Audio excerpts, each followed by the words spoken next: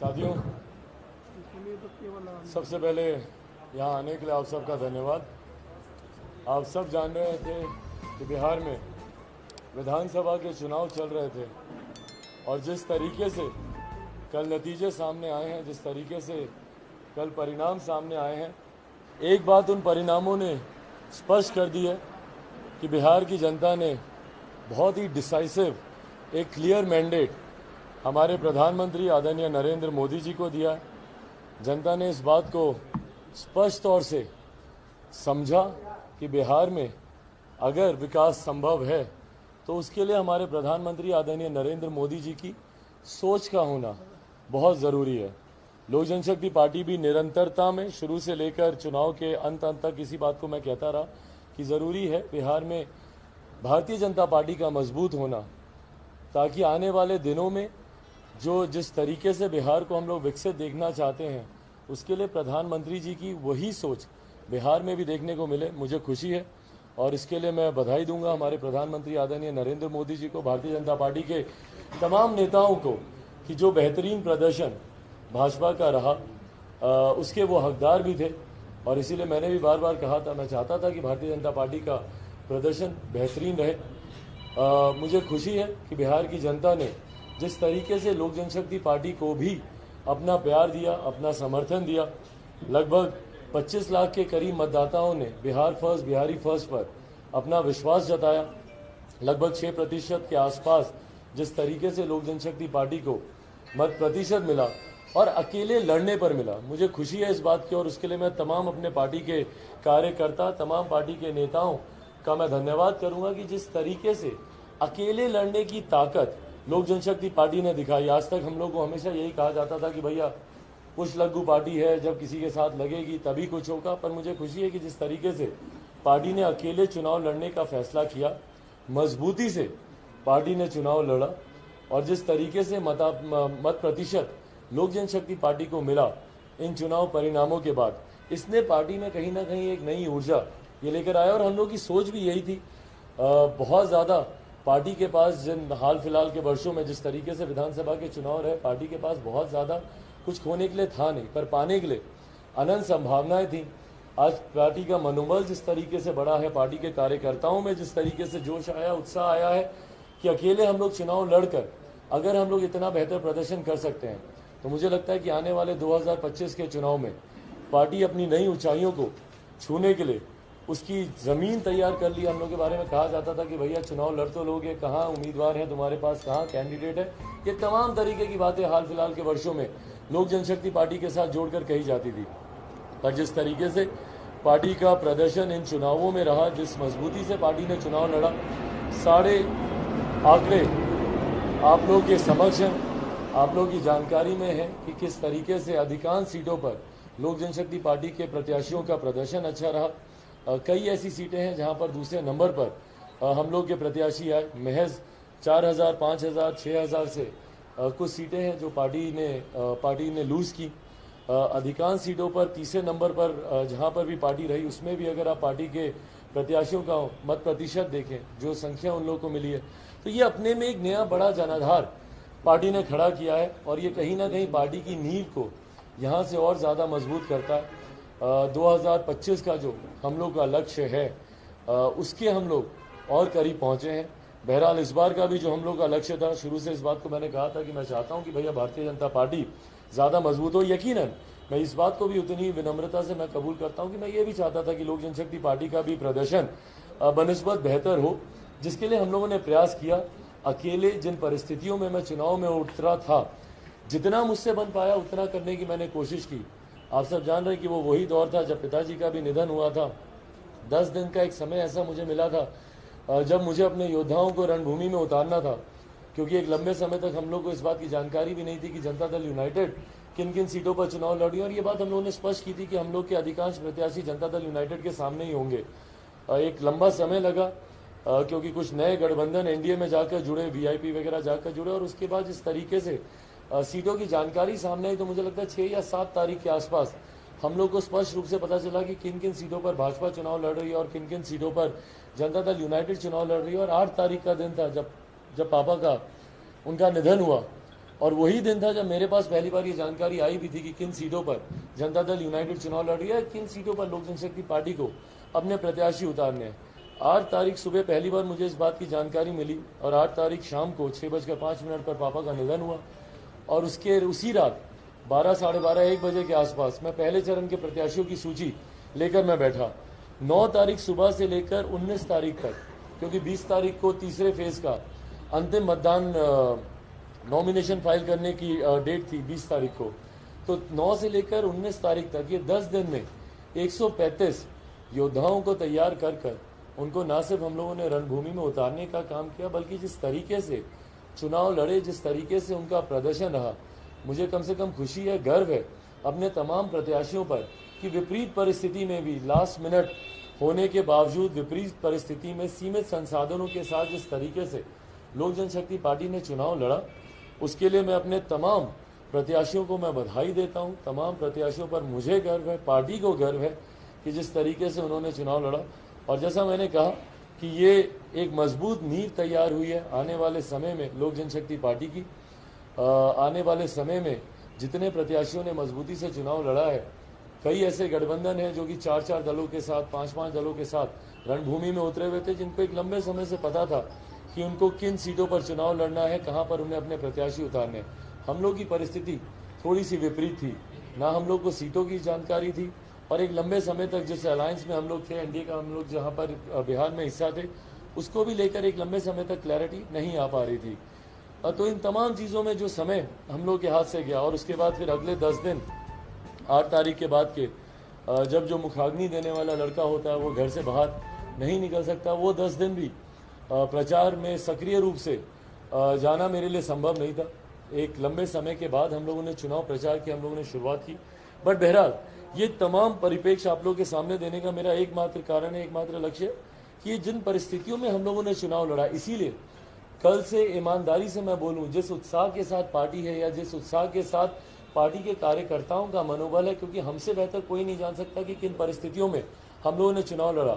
8 तारीख की वो रात एक ऐसी रात भी थी जब हम लोग संभवतः परिस्थितियों के सामने घुटने भी टेक सकते थे, हम लोग अपने हाथ खड़े कर सकते थे, हम लोग कह सकते थे कि भैया पापा का निधन हुआ है, नहीं तैयार है पार्टी, अभी की तारीख में नहीं तैयार है हमारे प्रत्याशी, हम लोग शायद चुनाव नहीं लड़ सकते हैं। पर मुझे खुशी है कि हम लोगों ने घुटने नहीं टेके, हम लोगों ने परिस्थितियों के सामने हम लोग झुके नहीं और बल्कि उन्हीं परिस्थितियों को अपने अनुकूल करके मजबूती से हम लोगों ने चुनाव लड़ने का हम लोगों ने काम किया। पार्टी की एक मजबूत नींव को हम लोगों ने तैयार करने का काम किया। मैं एक बार फिर पुनः भारतीय जनता पार्टी और विशेषतः हमारे प्रधानमंत्री आदरणीय नरेंद्र मोदी जी का मैं धन्यवाद करता हूं। उन्हीं की कारण से आज पुनः जिस तरीके से एनडीए की सरकार बिहार में बनना संभव हुई है और कल जिस तरीके से आदरणीय प्रधानमंत्री नरेंद्र मोदी जी ने आत्मनिर्भर बिहार का उन्होंने नारा दिया और जिस तरीके से बिहार को लेकर वो एक नई सोच के साथ आए कि आने वाला जो दशक है वो बिहार में विकास की एक नई धारा खड़ी करेगा। मुझे पूरा विश्वास है कि जब प्रधानमंत्री जी खुद प्रदेश का नेतृत्व करेंगे और जब प्रधानमंत्री जी खुद इसकी मॉनिटरिंग करेंगे कि उनके संरक्षण में बिहार विकास की राह पर आगे बढ़े, तो यकीनन जो एक लंबे समय से हम लोग बिहार में विकास की बात करते हैं वो संभव हो पाएगा। मैं बिहार के तमाम मतदाताओं का, पूरे बिहार की जनता का मैं धन्यवाद देता हूं कि जिस तरीके से उन्होंने बिहार फर्स्ट, बिहारी फर्स्ट पर अपना विश्वास जताया। अकेले पार्टी चुनाव में उतरी, उसके बावजूद जिस तरीके से लगभग 25 लाख लोगों का समर्थन लोक जनशक्ति पार्टी को मिला। बाकी भी अगर आप दलों को देखें तो 4-4, 5-5 झंडे के साथ भी जो चुनाव में उतर रहे थे, कोई 55 लाख, कोई 60 लाख के आसपास उनको समर्थन मिला है। तो ऐसा नहीं कि रेस में कहीं लोक जनशक्ति पार्टी एकदम इररेलेवेंट है या एकदम छूट गई है।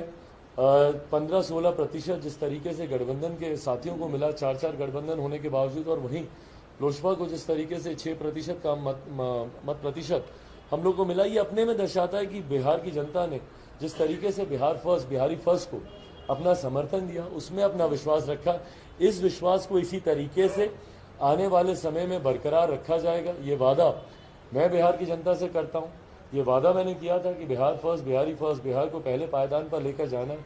पूरा विश्वास है कि भारतीय जनता पार्टी की इतनी बड़ी जीत के बाद यकीनन प्रधानमंत्री जी का भी अपना योगदान रहेगा, पर लोक जनशक्ति पार्टी भी निरंतरता में यहाँ से अपने उस लक्ष्य की प्राप्ति के लिए संघर्ष हम लोग करते रहेंगे। और अंतोगत्वा मैं फिर से आप सबके माध्यम से जहां एक तरफ प्रधानमंत्री और भारतीय जनता पार्टी को बधाई देता हूं, वहीं बिहार की जनता के लिए इस डिसाइसिव मैंडेट के लिए कि भारतीय जनता पार्टी को जो मजबूत मैंडेट बिहार की जनता ने दिया, उसके लिए मैं बिहार की जनता का धन्यवाद करता हूं। मुझे प्यार और सम्मान देने के लिए, उसके लिए मैं बिहार की जनता का धन्यवाद करता हूं। हार की जिम्मेदारी लेते हैं अपने आप को? हार की जिम्मेदारी लेते हैं जी? हार की जिम्मेदारी लेते हैं आप हार की परिभाषा पहले बताइए, हार की परिभाषा क्या है? मैं यकीनन मैं चाहता था कि हम लोग सीटें हम लोग ज्यादा चुने, सीटें हम लोग ज्यादा लड़े, मैं जीतें। ये जरूर मेरा लक्ष्य था कि हम लोग ज्यादा सीटें हम लोग जीतें। पर बार बार मैंने इस बात को कहा था कि मेरा लक्ष्य ये भी है कि भारतीय जनता पार्टी बिहार में मजबूत हो। भाजपा लोजपा की मैं सरकार में जरूर बनाना चाहता था, पर जब मैं चुनाव में अकेले लड़ने का भी हम लोगों ने फैसला लिया था, तब से लेकर अभी तक बता दीजिए कि बिहार में लोजपा ने हम लोगों ने खोया क्या है? मत प्रतिशत अगर आप देखें, पार्टी का मत प्रतिशत बढ़ा है, पार्टी का जनाधार बढ़ा है। आज तक जो हम लोगों को कहा जाता था कि भैया 3-4% की पार्टी है, लगभग दुगने मत प्रतिशत पर हम लोग गए हैं। जो हम लोगों को कहा जाता था कि भैया इनके पास योद्धा कहाँ है, ये लोग चुनाव कहाँ से लड़ेंगे, ये लोग करेंगे क्या, आज लगभग 150 ऐसी विधानसभा और कोई ऐसी बिहार का ऐसा जिला नहीं है जहाँ पर पार्टी का मजबूत संगठन हम लोग का तैयार हुआ है। मैं आपको कह रहा हूँ कि कल से जिस तरीके से पार्टी में एक उत्साह है, पार्टी में एक नई ताकत, नई ऊर्जा के साथ जिस तरीके से पार्टी सामने आई है, तो मुझे पूरा विश्वास है कि 2025 में हम लोग की राह यहाँ से और बहुत ज्यादा आसान होगी। मुख्यमंत्री को लेकर आपने कहा था प्रेस कॉन्फ्रेंस में मुझे याद है कि नीतीश कुमार किसी कीमत पर बिहार के मुख्यमंत्री नहीं बनने चाहिए। 7वीं बार मुख्यमंत्री बन रहे हैं बिहार के और एक रिकॉर्ड भी काम हो रहा है। ऐसे में चिराग पासवान इसको किस तरह से लेते हैं? क्योंकि बार बार आपने कहा था कि मुख्यमंत्री नीतीश कुमार कतई नहीं बनते। नहीं देखिए, बिल्कुल मेरा बधाई भी देंगे, पहले बन तो जाए।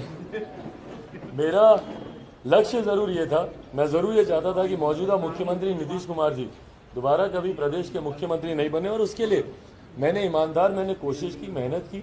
जनता के बीच मैंने अपनी बातों को बिहार फर्स्ट, बिहारी फर्स्ट को मैंने जाकर रखने का मैंने प्रयास किया। पर अंतोगत्वा जो जनादेश सामने आया है, लोक जनशक्ति पार्टी का हर एक कार्यकर्ता और हर एक नेता और मैं खुद स्वयं, हम लोग उस जनादेश का पूरी तरीके से हम लोग सम्मान करते हैं। मुख्यमंत्री कौन बनेंगे नहीं बनेंगे, अगर ये लोक जनशक्ति पार्टी के हाथ में होता या हमारे उसमें कोई भूमिका होती तो जरूर मैं उसमें हस्तक्षेप करता और मैं अपनी बातों को रखता। पर आज की तारीख में जिस तरीके से clear mandate Bharatiya Janata party और जनता दल यूनाइटेड को आया है, अंतोगत्वा ये निर्णय अब उन्हीं को लेना है कि प्रदेश का नेतृत्व वो किसके हाथ में सौंपना चाहते हैं। आपने नीतीश कुमार को बधाई नहीं दी। आप अभी वोट बटन के रूप में सामने आ रहे हैं और सबसे रिजल्ट्स अनाउंस हुए, उनमें जितने भी लोगों से बात की, सब लोगों का यही कहना है कि आपको वोट बटन का टैग दिया है। इस पर आप क्या कहेंगे? देखिए, आंकड़े सबके सामने हैं। जैसा मैंने कहा कि कई ऐसी सीटें हैं, लगभग 10 के करीब ऐसी सीटें हैं जहां पर हम लोग थोड़े से ही मार्जिन से हम लोग चुनाव हम लोग हारे हैं।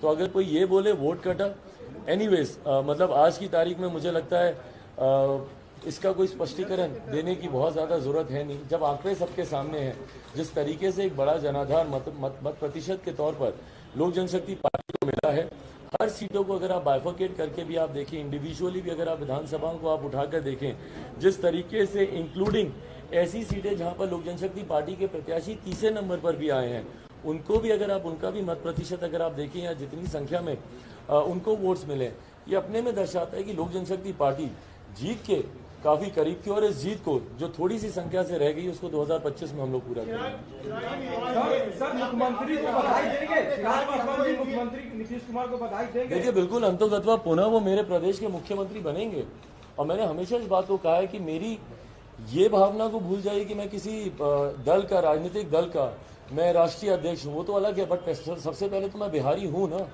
और बिहारी होने के नाते मैंने उस वक्त भी कोरोना काल में भी मैंने जितने सवाल उठाए थे, भले वो कोटा के बच्चों को लेकर हो, प्रवासी मजदूरों को लेकर हो, वो मैंने मेरे मुख्यमंत्री से मैंने सवाल उठाए थे।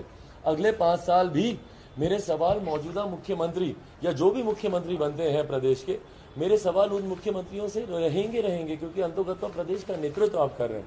बट जो भी प्रदेश का मुख्यमंत्री बनेगा, अगर ये घोषणा हो गई, मेरी जानकारी में नहीं है, अगर नीतीश कुमार जी पुनः अगर बनते हैं तो मैं अपनी पार्टी की तरफ से उनको ढेर सारी शुभकामनाएं। मैंने हमेशा कहा है कि मेरा व्यक्तिगत सम्मान उनके लिए जैसे था वैसे ही बरकरार रहेगा। राजनीतिक मेरा उनसे विरोध कल भी था, आज भी है, राजनीतिक मतभेद मेरे उनसे जरूर है। बिहार बीजेपी में भी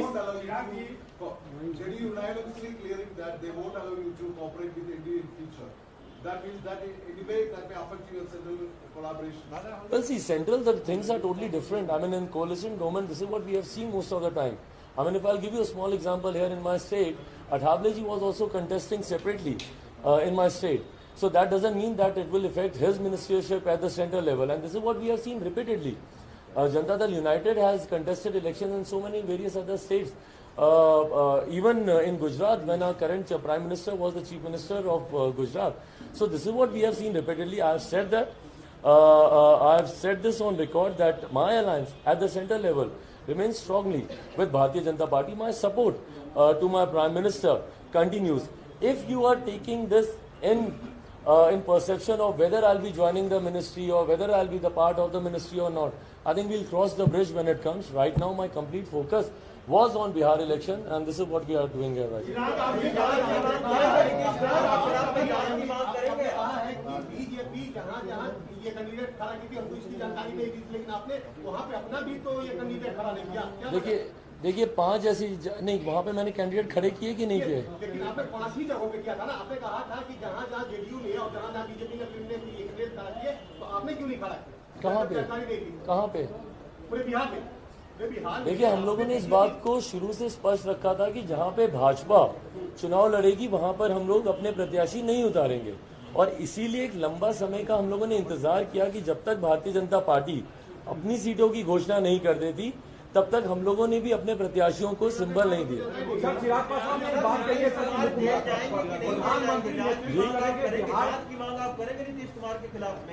देखिए, अब आज की तारीख में जो नई सरकार है, ये जिम्मेदारी उस सरकार के ऊपर है। अगर मेरे ऊपर जिम्मेदारी होती तो इस बात को तो मैं स्पष्ट रूप से कहता रहा हूँ कि हम लोग जांच हम लोग करवाएंगे,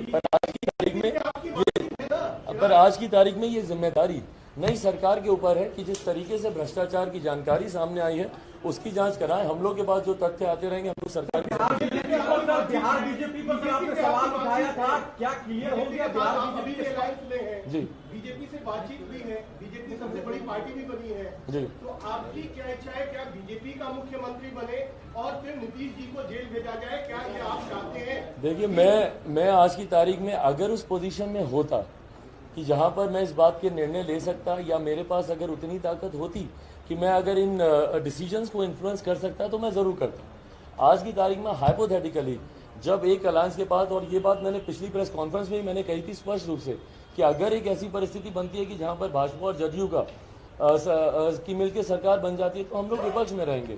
तो अगर जब इन लोगों की सरकार बन रही है तो उसमें तो मेरा कोई से है ही नहीं। आपस में सरकार बनाकर ये लोग किसको मुख्यमंत्री बनाना चाहते हैं, नहीं बनाना चाहते हैं, पूरी तरीके से भारतीय जनता पार्टी के ऊपर डिपेंड है। चुनाव आयोग के चुनाव में धांधली को लेकर चिराग पासवान को कैसे देखते हैं? क्या लगता है कि वाकई में जो आरोप है पत्र में लिखा है? नहीं, देखिए, मुझे नहीं लगता कि कोई धांधली ईवीएम मशीन के साथ छेड़छाड़ ये सब वो सब मुझे नहीं लगता। स्थानीय स्तर पर जरूर कुछ ऐसे काउंटिंग में अगर ऐसे व्यक्तिगत अगर ऐसे इंडिविजुअल इंसिडेंसेस सामने आए होंगे तो वहां पे दोबारा से मतगणना की आप जांच की आप मांग कर सकते हैं, बट पूरी तरीके से ईवीएम में हो, मुझे लगता है सब बहानेबाजी है। जब आप अगर वही चुनाव अगर आपके पक्ष में रहता तो यही ईवीएम सही होती, यही ईवीएम आज गलत हो जाती है। क्यों? क्योंकि परिणाम आपके पक्ष में नहीं है। मुझे नहीं लगता कि उन सब चीजों में हम लोग को बहुत ज्यादा उलझना चाहिए।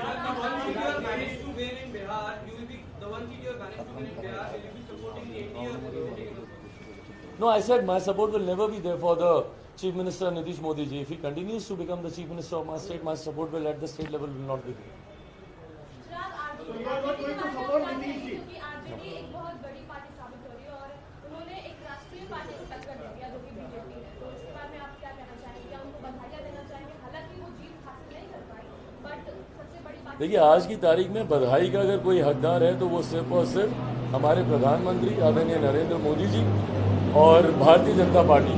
जिस तरीके से प्रदर्शन रहा है इनका और जिस तरीके से इन्होंने बाउंस बैक किया है पिछले 2015 के चुनाव में, जिस तरीके से भारतीय जनता पार्टी सीमित हो गई थी, उसके बाद जिस तरीके से विपरीत परिस्थितियों में पार्टी का प्रदर्शन अच्छा रहा, मौजूदा मुख्यमंत्री के खिलाफ इतना आक्रोश होने के बावजूद जिस तरीके से भारतीय जनता पार्टी का प्रदर्शन अच्छा रहा, क्योंकि दोनों गठबंधन साथ ही में थे और उसमें हम लोगों ने देखा कि जिस तरीके से जनता दल यूनाइटेड को उसी नेतृत्व का नुकसान हुआ, बट वहीं पर प्रधानमंत्री जी की वजह से जिस तरीके से भाजपा का प्रदर्शन अच्छा रहा। बधाई के हकदार सबसे पहले भारतीय जनता पार्टी हैं, हमारे प्रधानमंत्री आदरणीय नरेंद्र मोदी जी हैं, और डेफिनेटली यस, विपक्ष ने भी एक कड़ी चुनौती दी है, विपक्ष ने भी कड़ी टक्कर दी है।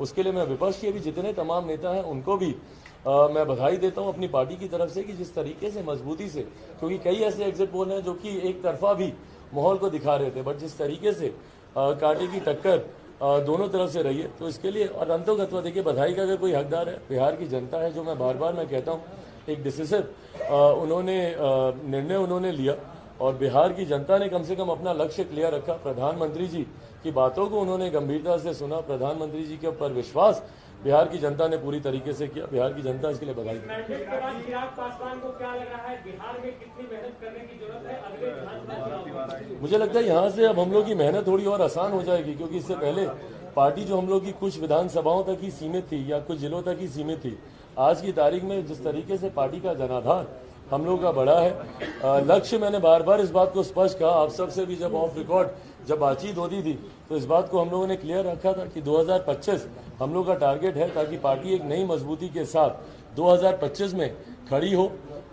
हम लोगों ने संघर्ष का रास्ता, ये रास्ता पार्टी ने, पार्टी के नेताओं ने खुद चुना है। ये बात हम लोगों ने शुरू से कही है कि हम लोग के पास विकल्प था। हम लोग चाहते बिहार पे अगर सिर्फ राज करने की लड़ाई होती, अगर सिर्फ बिहार पे राज करना होता, तो हम लोग जिस गठबंधन में थे तो हम लोग भी कहीं ना कहीं नतमस्तक होकर अपने नीति सिद्धांतों के साथ समझौता कर कर हम लोग उसमें आगे बढ़ सकते थे। पर संघर्ष का रास्ता पार्टी ने खुद चुना है और इस संघर्ष के रास्ते पर आगे चलकर जीत हम लोग को मिलेगी, इस बात का विश्वास है। और इस बात का विश्वास आज ही के परिणाम मुझे इस बात का विश्वास देते हैं, जो परिणाम 2020 में केंद्र में सर क्या कुछ आपका सर कुछ बदलाव होगा, समीकरण कुछ बदलेगा, या जो केंद्र में एनडीए जैसा है वो? केंद्र में एनडीए जैसा है, हम लोग प्रधानमंत्री जी का हम लोग समर्थन केंद्र में करते आए हैं, आगे भी करते रहेंगे। जिस तरीके से 2014 से निरंतर लोक जनशक्ति पार्टी प्रधानमंत्री नरेंद्र मोदी जी के साथ खड़ी है, उसी तरीके से खड़ी रहेगी। कैबिनेट में चिराग होंगे? देखिए, तो आंकड़े ही आपको बता रहे हैं कि जदयू को नुकसान करने में लोक जनशक्ति पार्टी कितनी सफल हुई है। ये बात छुपी तो है नहीं। देखिए, बेस्ट पार्ट तो यही है ना इलेक्टोरल पॉलिटिक्स की, कि सारे आंकड़े जनता के सामने होते हैं। आप खुद ही निकाल के देख लीजिए कि कितनी सीटें हैं जो जनता दल यूनाइटेड लोक जनशक्ति पार्टी की वजह से हारी, और कितनी सीटें वो और जीत सकते थे अगर लोक जनशक्ति पार्टी अगर उस अलायंस के साथ रहती। बट बहरहाल, जैसा मैंने कहा कि किसी को हराने जीतने से ज्यादा मेरा लक्ष्य ये था कि बिहार में एक विकास की सोच रखने वाली सरकार बने। भारतीय जनता पार्टी एक बड़े भाई की भूमिका में है। मेरा विश्वास है कि बिहार आगे बेहतर प्रदर्शन करेगा। केंद्र में सर चिराग पासवान कब मंत्री बनने जा रहे हैं, क्या कोई ऐसी तस्वीर साफ होने जा रही है? भाई, जिस दिन से पिताजी का निधन हुआ तब से लेकर अभी तक मैं आपके सामने ही हूँ। कब आपने देखा कि मैंने इस चीज को लेकर कोई चर्चा की हो या कुछ सोचा हो? तो अभी जो सवाल आप पूछ रहे हैं बहुत हाइपोथेटिकल है। अगर सिर्फ मंत्री बनना, सत्ता में रहना ही हम लोग का लक्ष्य होता तो सबसे पहले तो मैं इस गठबंधन से अलग ही नहीं होता ना। क्यों होता मैं गठबंधन से अलग, आप ही मुझे बताइए। अगर सिर्फ सत्ता में ही रहना, मंत्री बने रहना, आसान राह चुनना, आसानी से लड़कर जीतना, यही मेरा लक्ष्य होता तो मैं अलग ही क्यों होता। संघर्ष का रास्ता जब मैंने खुद चुना है अपनी पार्टी को मजबूती देने के लिए, अपनी पार्टी को आगे लेकर जाने के लिए, कम से कम आप सब इतना तो मुझे बधाई देंगे इस बात के लिए कि भैया चिराग पासवान में अकेले इतनी हिम्मत रही कि अकेला रणभूमि में उतरा, लड़ा, मजबूती से लड़ा। मैंने घुटने कभी नहीं टेके किसी भी परिस्थिति में, भले घर में परिवार में क्या हो रहा नहीं हो रहा, उसके बावजूद रोज मजबूती से आकर मैंने चुनाव लड़ा। और मुझे खुशी है कि पार्टी का प्रदर्शन भी उसी अनुपात में रहा जो अपेक्षा थी मेरी। हाँ, इलेक्टोरल पॉलिटिक्स में संख्या सीटों की जरूर मायने रखती हैं, शायद वहां पर हम लोगों से थोड़ी सी चूक हुई हो। पर आप मुझे बता दीजिए ना कि कहां पर आप बोलें कि भैया लोक जनशक्ति पार्टी खत्म हो गई। एक कोई सीट आप बता दीजिए जहां पर आप बोले कि भैया लोक जनशक्ति पार्टी की तो जमानत जब्त हो गई, या पार्टी का प्रदर्शन खत्म हो गया, पार्टी बिहार की राजनीति से एकदम इररेलेवेंट हो गई। कोई एक जगह आप मुझे बता दीजिए।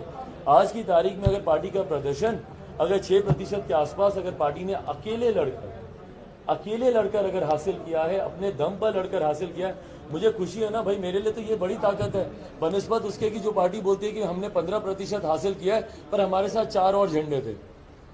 उससे तो मुझे इस बात की खुशी है ना कि भैया एक झंडा, एक संविधान के साथ हमारी पार्टी उतरी। लोक जनशक्ति पार्टी का झंडा बिहार फर्स्ट, बिहारी फर्स्ट की सोच, और ये बिहार फर्स्ट, बिहारी फर्स्ट की सोच आज भी थी, कल भी रहेगी। ये मेरा लक्ष्य है।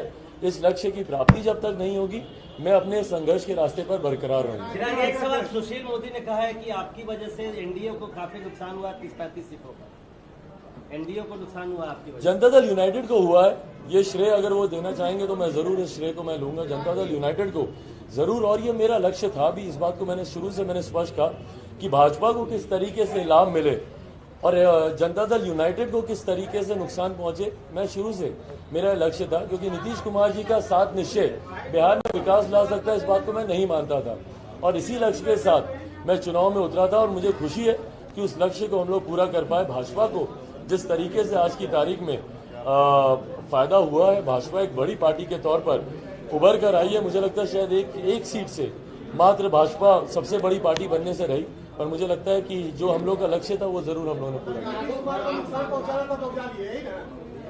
हाँ नीतीश कुमार को नुकसान पहुंचाना था, हमने पहुंचा दिया। नहीं, बिल्कुल इस बात को तो मैंने झुटलाया। मैं तो शुरू से मैं बोलता हूँ कि मौजूदा मुख्यमंत्री नीतीश कुमार जी को नुकसान मुझे पहुंचाना था। मैं नहीं मानता कि उनके पास विकास की सोच थी। उस लक्ष्य के साथ मैं उतरा, साथ में मैं जरूर चाहता था कि पार्टी भी प्रदर्शन अच्छा करे, हम लोग भी ज्यादा सीटें जीते। संख्या में भले हम लोग नहीं जीत पाए, बट मत प्रतिशत में जिस तरीके से पार्टी का प्रदर्शन रहा वो संतोषजनक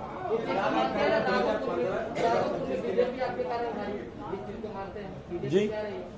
नहीं, देखिए राघोपुर की अगर आप बात करें, उनके प्रत्याशी हमारे सामने मौजूद हैं। ये उन 5 सीटों में से थी जहां पर हम लोग ने भाजपा के सामने चुनाव लड़ने का हम लोगों ने फैसला लिया। क्यों? क्योंकि यहाँ पर हमारे प्रत्याशियों ने एक लंबे समय से मेहनत कर रखी थी और भारतीय जनता पार्टी के शीर्ष नेतृत्व को इन सीटों की जानकारी मैंने पहले ही दे ली थी, जिसमें से कि 2 तो हम लोग की सिटिंग सीटें ही थी। गोविंदगंज की आप बात करें, लालगंज की आप बात करें, दोनों सिटिंग सीटें थी। राघोपुर में राकेश रोशन एक लंबे समय से तैयारी कर रहे थे, वहां पर लास्ट मिनट में इनको बोलूं कि आप चुनाव नहीं लड़ेंगे, हम लोग के लिए संभव नहीं था। तो इसलिए 5 ऐसी सीटें थी जहां पर हम लोग भाजपा के सामने हम लोग फ्रेंडली फाइट में थे।